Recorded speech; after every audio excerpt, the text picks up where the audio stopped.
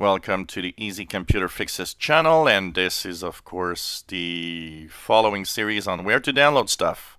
Where do you download Daumpotplayer, and what is it? Daumpotplayer, as they call it, the multifunctional media player.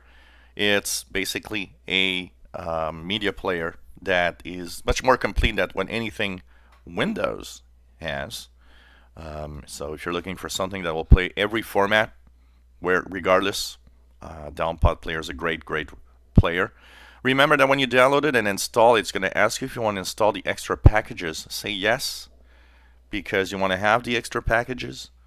It's kind of important that you want the extra packages, because that will add capabilities of new formats that it can play.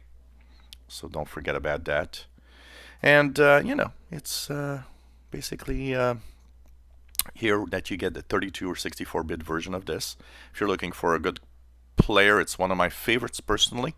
And of course, when you're looking for a download of some software, it's fun to know where to download it for real. So look in the description below the video. You'll see the link to this page, the daumpotplayer.com/download. This is where you need to get. And choose the proper version depending on your operating system. If you've got a 64-bit OS, well, download the 64-bit version. And if you got a 32-bit OS, of course you got a 32-bit version. It's just that you got to be careful. Somebody was telling me, well, it's obvious. No, it's not for a lot of people. And the 32-bit version will work in a 64-bit OS. It's just that you're not going to get the full performance if you want. And for those that wonder what's the beta software, well, the beta software is the a version that is being tested. You better take the first versions here at the top.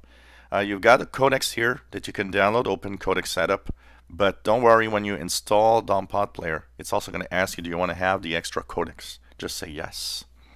So that's where you download. The link is in the description below the video.